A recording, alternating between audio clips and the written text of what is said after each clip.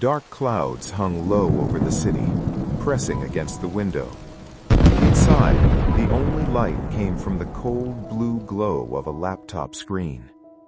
Ethan sat in the heavy silence of his apartment, staring at the words, "We regret to inform you." Another rejection. A few months ago, he had a steady career and a clear sense of direction. Now he faced a pile of unpaid bills and a deep anxiety that grew with every sunset. He rubbed his eyes and whispered into the empty room, "I don't know how much longer I can keep doing this."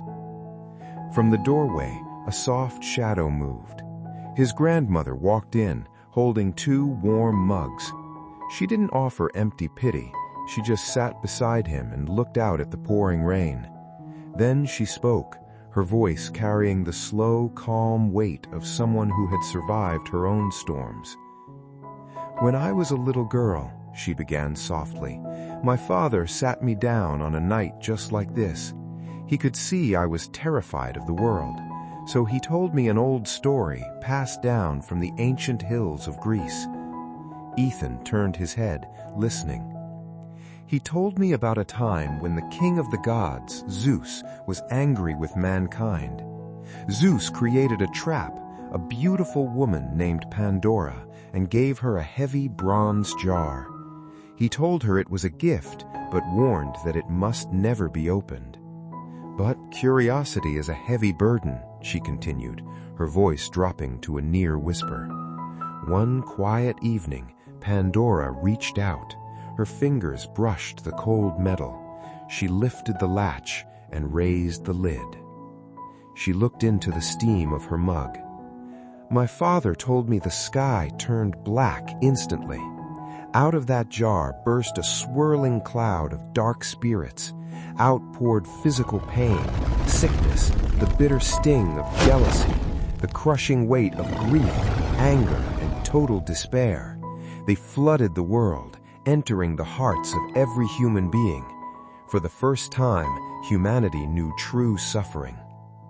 Ethan sat completely still, the rejection on his screen forgotten. "Pandora panicked," his grandmother said. Screaming, she slammed the heavy lid back down.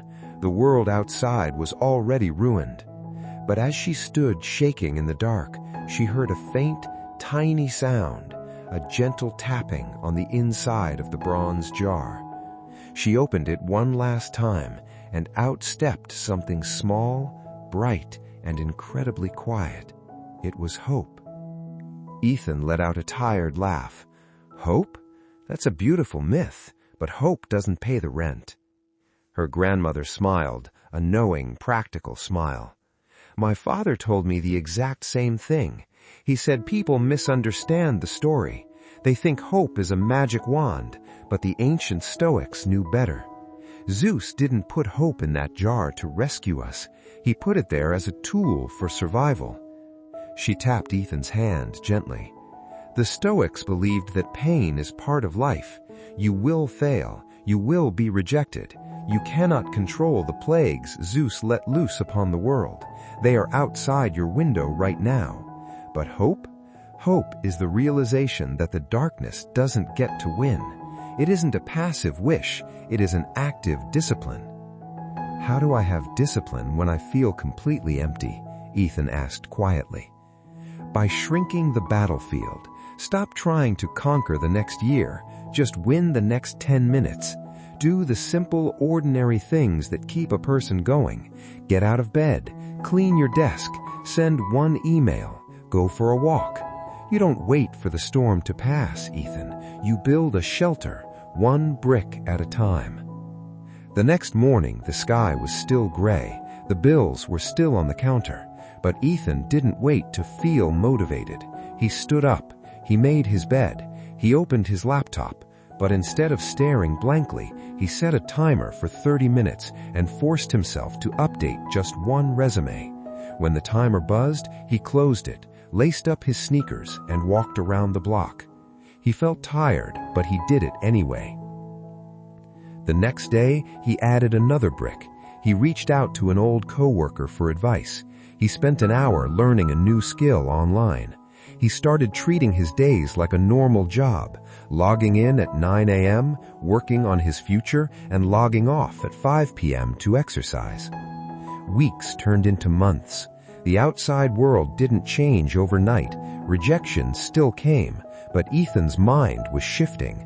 Because he stopped letting his feelings control his choices, the anxiety began to lose its power. His routine became his shield. Eventually, a small freelance project turned into a full-time job offer. Sitting beside his grandmother once more, the defeat in his eyes was entirely gone. "I finally understand the story," Ethan said quietly. "Zeus left hope in the box, not to erase our hardships, but to remind us that we have the power to face them." Her grandmother smiled warmly.